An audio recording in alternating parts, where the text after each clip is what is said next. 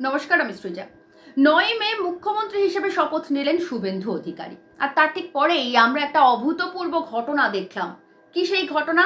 আমরা দেখলাম প্রাক্তন মুখ্যমন্ত্রী মমতা ব্যানার্জি তিনি স্টেটমেন্ট দিচ্ছেন। তিনি বলছেন যে বামেদের সঙ্গে উনি জোট বাঁধতে চান, জোট বেঁধে উনি বিজেপি বিরোধী শক্তি তৈরি করতে চান। মানে বাংলার ইতিহাসে এক অভূতপূর্ব ঘটনা বলাই যায়, কারণ আমরা জানি যে ক্ষমতায় আসার পরেই মমতা ব্যানার্জি বলেছিলেন যে বামেরা যেন 10 বছর মুখে লিউকোপ্লাস্ট লাগিয়ে রাখে। মাত্র কয়েকদিন আগে পর্যন্ত মমতা ব্যানার্জির দলের কর্মী সমর্থকরা বাম কর্মী সমর্থকদের বলতো তাদের নাকি দূরবীন দিয়েও খুঁজে পাওয়া যায় না। এখন যাদের মুখে লিউকোপ্লাস্ট লাগিয়ে রাখতে পরামর্শ দিয়েছিলেন মাননীয়া, যার দলের কর্মী সমর্থকরা মাত্র কয়েক মাস আগে পর্যন্ত বলতো যে বামেদের দূরবীন দিয়েও খুঁজে পাওয়া যায় না, তাদেরকেই নাকি জোটে ডাকছেন মমতা ব্যানার্জি বিজেপি বিরোধী শক্তি হিসেবে কাজ করার জন্য। এখন প্রশ্নটা হচ্ছে যে আমরা জানি যে 26-এর যে বিধানসভা নির্বাচনের ফলাফল, সেখানে মমতা ব্যানার্জির দল 80টা বিধায়ক পেয়েছে। আর সেখানে যাদেরকে উনি জোটে ডাকছেন তারা মানে বামফ্রন্ট আর আইএসএফ মিলে পেয়েছে মাত্র 2টো আসন। এখন 80টা বিধায়ক আর 2টো বিধায়কের যদি তুলনা করা যায়, তাহলে আমরা কি জানি? আমরা জানি সাধারণত দুর্বল মানুষ সবলকে ডাকে, কিন্তু এখানে দেখছি আমরা উল্টো কেস হচ্ছে। মমতা ব্যানার্জির কাছে 80 জন বিধায়ক রয়েছেন, মানে উনি এখনো পর্যন্ত যথেষ্ট শক্তিশালী।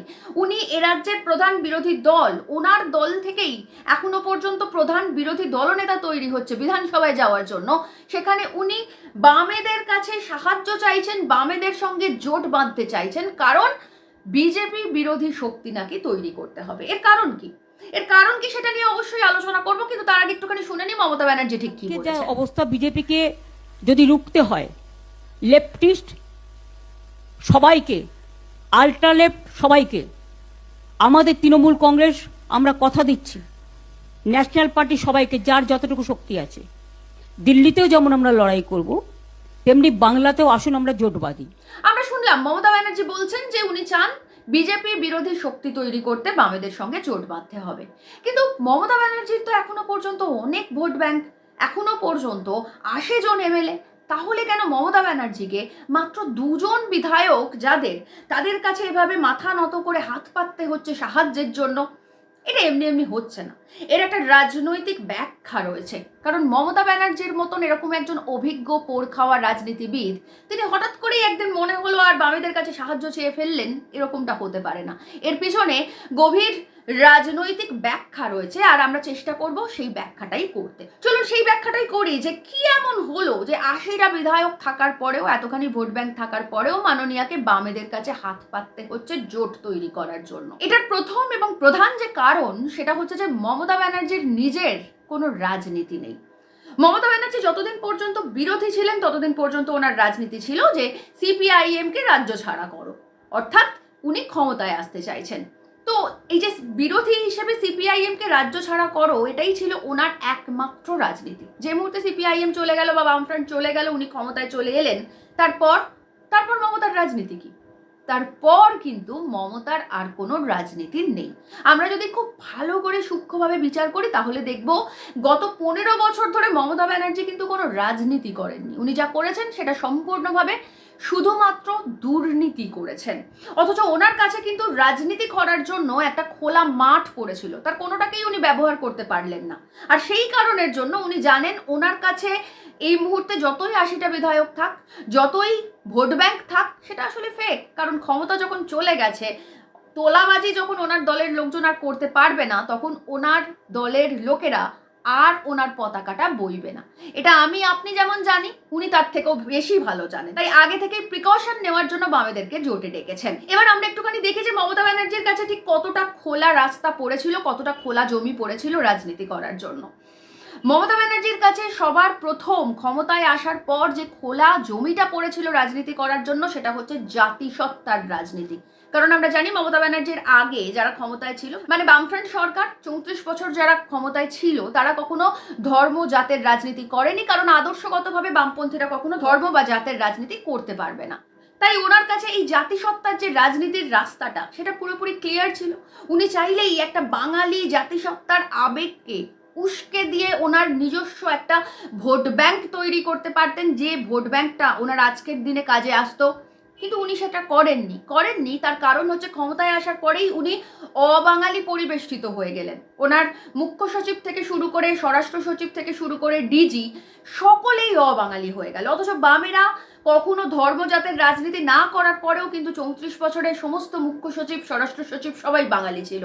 কিন্তু মমতা ব্যানার্জি ক্ষমতায় আসার পরেই আমরা দেখলাম যে বাঙালি জাতিসত্তার আবেগের কোনো গুরুত্ব না দিয়ে উনি সম্পূর্ণভাবে অবাঙালি পরিবেষ্টিত হয়ে গেলেন। তার উপরে আবার সঞ্জীব গোয়েঙ্কার মতন এই সমস্ত ব্যবসাদারদের থেকে ইলেকটোরাল বন্ডে কোটি কোটি টাকা নিলেন, তাই ওনাদের কাছে একেবারে দাসত্ব মেনে নিতে হলো ওনাকে। অর্থাৎ বাঙালি জাতিসত্তার যে খোলা ময়দান মমতা ব্যানার্জির কাছে ছিল, যেটা ব্যবহার করে উনি ওনার নিজের ভোট ব্যাংক বাড়াতে পারতেন, সেই খোলা ময়দানটা উনি ছেড়ে দিলেন। যে জাতিসত্তার লড়াই আমরা দেখেছি তামিলনাড়ুর জয়ললিতার, উনি যে জাতিসত্তার লড়াই, তামিল জনজাতির মানুষের যে লড়াই সেটা করেছিলেন, আর সেই কারণের জন্য ওনার একটা জনপ্রিয়তা তৈরি হয়েছিল এবং যথেষ্ট পরিমাণে ভোট ব্যাংক ছিল শুধুমাত্র জাতিসত্তার লড়াইয়ের কারণে। আমরা মায়াবতীকে দেখেছি, অন্ততপক্ষে বিজেপির দালালি করার আগে পর্যন্ত দলিতদের মুখ হয়ে উঠেছিলেন মায়াবতী, অর্থাৎ জাতিসত্তার লড়াই, এবং সেই জাতিসত্তার লড়াই ওনাকে জনপ্রিয়তার শিখরে পৌঁছে দিয়েছিল।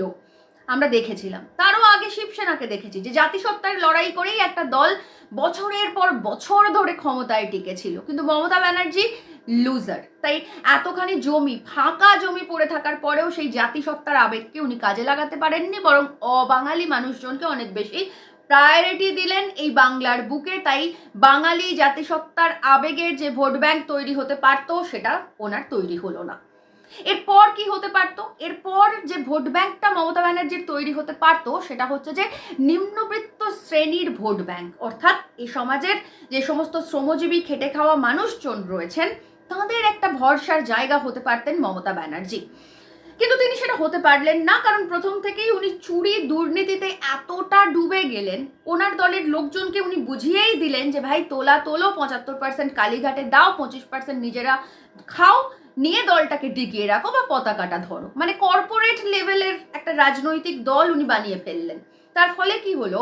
তার ফলে এই যে গরিব মানুষ তাদেরকেই শোষণ করতে শুরু করলো ওনার দলের লোকজন। যে সমস্ত শ্রমজীবী মানুষ দিন আনে দিন খায়, কষ্ট করে সংসার চালায়, এমনকি পরিযায়ী শ্রমিক, তাদের কাছ থেকেও এই সমস্ত শোষণ, যে তোলাবাজির রাজনীতি, সেটা ওনার দলের লোকজন করেছে। এমনকি যে সমস্ত কেন্দ্রীয় সরকারের সাবসিডিতে সেই গরিব মানুষদের ঘর বাড়ি বানিয়ে দেওয়ার কথা ছিল, সেই বাড়িঘরও বানানো পর্যন্ত হয়নি, সেই টাকাও খেয়ে নিয়েছে তৃণমূলের লোকজন। অর্থাৎ নিম্নবিত্ত যে শ্রেণী, যারা মমতাকে প্রথম দিকে বিরোধী নেত্রী থাকাকালীন এবং সরকারে আসার পরে প্রথম দিকে নিজেদের ঘরের লোক বলে মনে করেছিলেন, তারা বুঝতে শুরু করলেন যে না, মমতা ব্যানার্জি ওনাদের ঘরের লোক নয়, মমতা ব্যানার্জি শুধুমাত্র শোষণ করে। অর্থাৎ নিম্নবিত্ত শ্রেণীর কাছে মমতা ব্যানার্জির যে ভোট ব্যাংক তৈরি হতে পারতো সেটা হলো না।